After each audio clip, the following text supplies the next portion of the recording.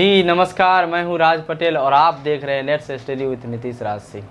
कैसे हैं आप लोग? उम्मीद करते हैं कि आप अच्छे होंगे और भगवान से कामना भी करते हैं कि सभी दर्शक अच्छे से रहें, खुशी से रहें। तो आज वीडियो स्टार्ट करने से पहले हम आपको एक कुछ मोटिवेशनल लाइन से शुरुआत करते हैं, ठीक है। ज़िंदगी खेलती भी उसी के साथ जो खिलाड़ी बेहतरीन होता है। दर्द सबके एक से हैं मगर हौसले सबके अलग अलग हैं। कोई हताश होके बिखर जाता है तो कोई संघर्ष करके निखर जाता है। तो चलिए इसी के साथ हम स्टार्ट करते हैं वीडियो, ठीक है। आज हम नदी के कुछ पहले ज्योग्राफी को बताए थे कि नदी गंगा के बारे में बताए हैं। आज हम दक्षिण भारत के तरफ जाते हैं, वहाँ पर से जो नदी इम्पोर्टेंस है उससे जो क्वेश्चन बनता है उसको हम लेके आज चलते हैं, ठीक है। तो चलिए हम गोदावरी नदी के बारे में बता रहे हैं। गोदावरी नदी क्या है? गोदावरी नदी दक्षिण भारत यानी साउथ इंडिया की सबसे लंबी एवं भारत की दूसरी सबसे लंबी नदी है, ठीक है। अब पहले लंबी नदी तो आप जान रहे हैं कि गंगा नदी है, जिसकी लंबाई कितना है? 25 मीटर कहिएगा तो, ठीक है। 25 मीटर। ये नहीं चल रहा है ना। अब देखिए, गोदावरी को दक्षिण भारत में दक्षिण गंगा, याद रहे कि दक्षिण भारत के गंगा नहीं बोल रहे हैं, हम बोल रहे हैं दक्षिण गंगा यानी साउथ गंगा। इसको वृद्ध गंगा के नाम से भी बोला जाता है और बूढ़ा गंगा भी बोला जाता है, जैसे भाषा में बोल सकते हैं आप, से जाना जाता है, ठीक है। ये नदी महाराष्ट्र में पश्चिमी घाट के पहाड़ी या पर्वत से त्र्यंबकम नामक स्थान से निकलती है, जो महाराष्ट्र है, नासिक, ठीक है। ये महाराष्ट्र 3 राज्य से ही रिलेट करती है। ये महाराष्ट्र, तेलंगाना, आंध्र प्रदेश। हालांकि अगर तेलंगाना आंध्र प्रदेश अलग नहीं होता तो आपको 2 ही राज्य बोलना पड़ता, महाराष्ट्र और आंध्र प्रदेश, ठीक है। तेलंगाना जिसकी राजधानी हैदराबाद है और आंध्र प्रदेश जिसका राजधानी कहाँ है? अमरावती। ये तो आप जानते ही होंगे।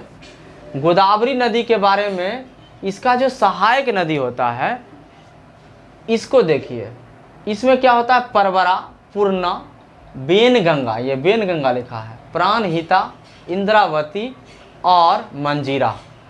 एक नोट करके इसमें आप जान लीजिएगा कि जो परवरा, पूर्णा, बेनगंगा, प्राणहिता, इंद्रावती उत्तर की ओर प्रवाहित होती है, ठीक है, जबकि मंजीरा जो है दक्षिण की ओर प्रवाहित होती है, ठीक है।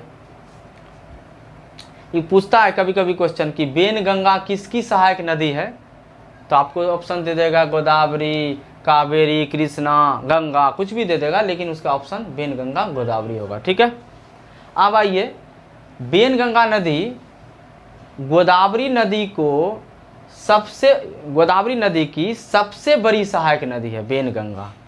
सहायक नदी तो इतना पर है, परवरा, पूर्णा, बेनगंगा, प्राणहिता, इंद्रावती, ये सब जितना भी है, और मंजीरा, ये सब सहायक नदी है। लेकिन सबसे बड़ी जो बात किया जाए नदी, उसका सहायक नदी, तो ये है आपका बेनगंगा, ठीक है।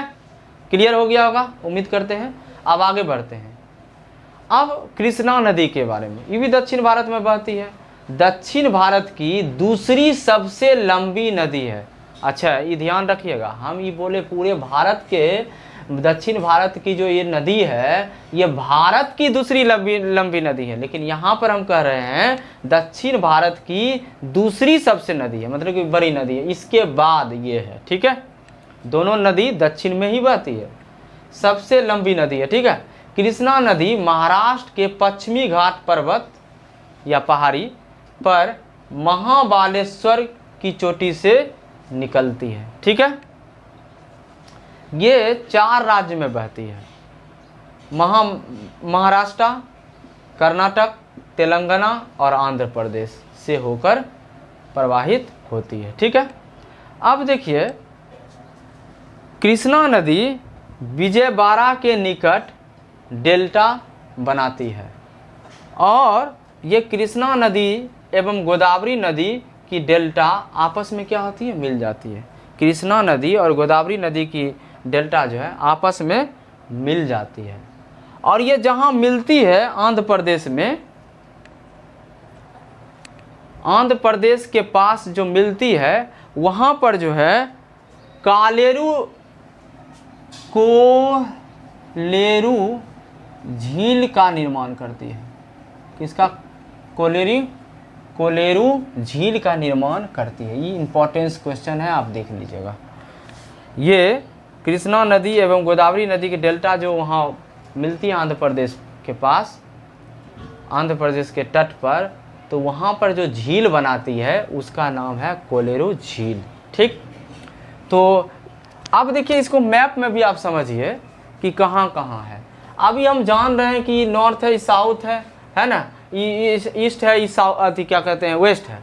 अभी देखिए इसमें देखिए ये तो पाकिस्तान का भाग है, आप समझ रहे हैं। यहीं से इंडस नदी है और इंडस नदी क्या करता है, यहाँ से निकलते हुए ये लद्दाख के पास ही इंडस नदी है, इंडस नदी यहाँ आके मिलती है। ठीक है, ये यहाँ के आके गुजरती है। ठीक, अब यहीं पर एगो यहाँ पर रावी नदी होगा। ठीक है, ये सतलुज नदी है, यहाँ पर ब्यास वास होता है, यहाँ ब्यास नदी। ठीक है, अब हम दो नदी की जो बात किए हैं उसको मैप में यहाँ पर है, देखिए। अब देखिए ये महाराष्ट्र है और महाराष्ट्र जो है यहाँ गोदावरी नदी है, देखिए महाराष्ट्र। ठीक है, और यहाँ देखिए आंध्र, यहाँ देखिए क्या है दूसरा नदी, कृष्णा नदी। कृष्णा नदी जो है ये आंध्र प्रदेश के क्षेत्र में ऊपर से देखिए कृष्णा नदी है ना, यहाँ पर आंध्र प्रदेश है ये एरिया। ठीक है, और ये एरिया जो है आपका महाराष्ट्र है। ठीक है, ठीक, आगे देखिए तमिलनाडु और केरला को ये कावेरी नदी है, और कावेरी नदी जो है ना दोनों का लाइफलाइन है और दोनों पर विवाद भी चलता है, आप जानते भी होंगे। ये कावेरी नदी लेके तमिलनाडु राज्य और केरल राज्य के बीच हाल फिलहाल में भी बहुत सुर्खी में आया है। ठीक है, इसको आप जानते हो। दूसरी बात देखिए, ये जो है अरेबियन सी है ईस्ट साइड, और ये क्या है, बे ऑफ बंगाल है, और ये है इंडियन ओशियन, और ये तो छोटा सा टापू में श्रीलंका है। ठीक है, तो मैप से पढ़ने से ज़्यादा जल्दी याद हो जाता है। ठीक है, इधर देखिए नेपाल है, यहाँ पर मेरा बिहार है, यहाँ के आसपास जो बिहार जो है, यहाँ पर जो पश्चिमी चंपारण है वो बहुत नज़दीक है वहाँ उसका नेपाल का बॉर्डर। ठीक है, तो ये आप नोट कर लीजिएगा, अभी स्क्रीनशॉट ले लीजिए, नहीं तो फिर इसको मिटा के कृष्णा नदी की सहायक नदी के बारे में चर्चा करेंगे, और भी नदी जो है एक दो इसमें टॉपिक में, तब फिर इसको बंद करेंगे। ठीक है, चलिए इसको मिटा दिए। चलिए देखिए अब आगे सहायक नदी उसका जो बता रहे हैं। ठीक है, तो सहायक नदी में क्या है,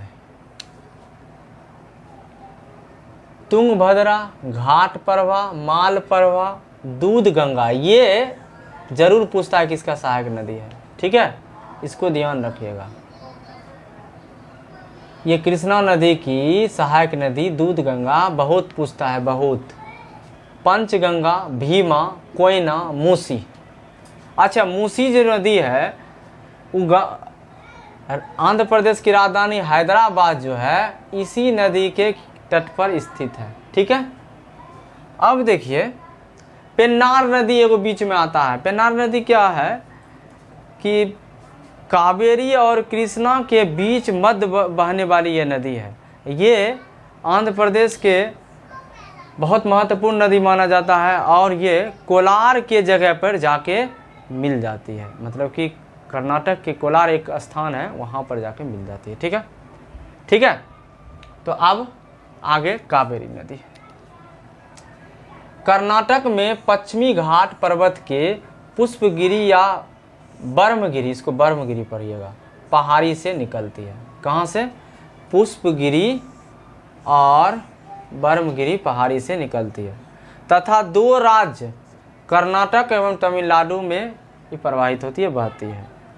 कावेरी नदी को दक्षिण भारत के, उस बार कह रहे थे कि दक्षिण गंगा, इस बार बोल रहे हैं भारत की दक्षिण भारत की गंगा, याद रखिएगा, कावेरी को बोला जाता है। ठीक है, कावेरी नदी की घाटी धान उत्पादन के लिए बहुत प्रसिद्ध है, इसीलिए दक्षिण भारत के धान का कटोरा कहा जाता है, और इंग्लिश में बोले थे rice bowl of south India. Rice bowl of south India. Question भी पूछता है कि धान का कटोरा किस स्टेट को बोला जाता है, तो आंध्र प्रदेश। ठीक है, दक्षिण भारत के आंध्र प्रदेश। अब आइए, कावेरी नदी का जल ग्रहण जो है 4 राज्यों में होता है। कौन कौन में होता है?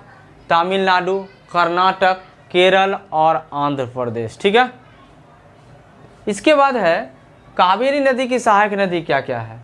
सिमसा, अर्कावती, इसको अर्कावती पढ़िएगा, हेमवती, ठीक है, अमरावती, काबिनी, भवानी, लक्ष्मण तीर्थ और लोक पावनी। तमिलनाडु के कोरोमंडल में उत्तर पूर्वी मानसून से बहुत अच्छा बारिश होता है। ठीक है, वर्षा होता है। तो इस तरह से ये हो गया। अब कावेरी नदी तो आप देख ही लिए कि यहाँ पर ये कावेरी नदी है। हम आपको बोले थे केरल और तमिलनाडु के बीच हमेशा ही विवाद होते रहता है। ठीक है, तो इस तरह से ये आपका ख़त्म हो गया, और आगे 1-2 और नदी है बता के इस चैप्टर को समाप्त करेंगे। स्क्रीनशॉट ले लिए होंगे, इसको मिटाते हैं। देखिए,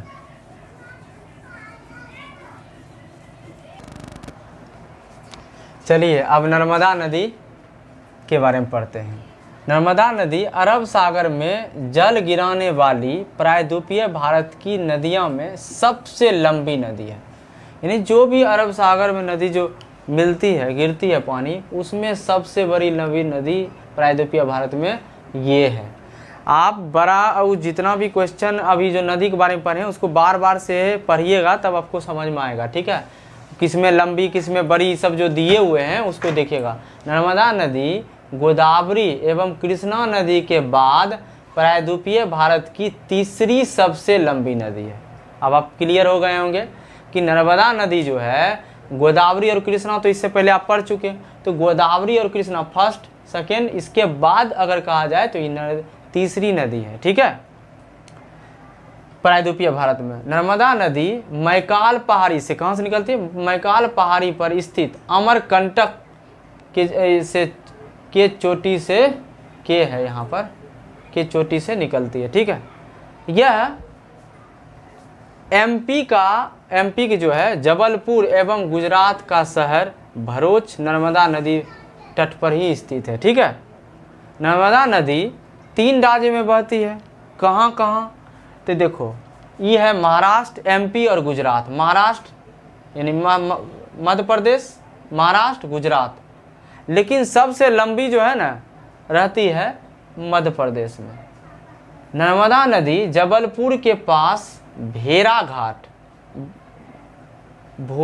होगा, भेड़ाघाट, ठीक है, पर संगमरमर की चट्टानों में एक भव्य एवं सुंदर जलप्रपात बनाती है, जिसे धुआंधार या जलप्रपात या कपिल धारा जलप्रपात कहते हैं। ये बहुत इंपॉर्टेंट है, कई बार क्वेश्चन पूछा है कि धुआंधार जलप्रपात किस नदी के द्वारा बनाया जाता है, तो कपिल धारा। ठीक है, ई नर्मदा नदी के तट।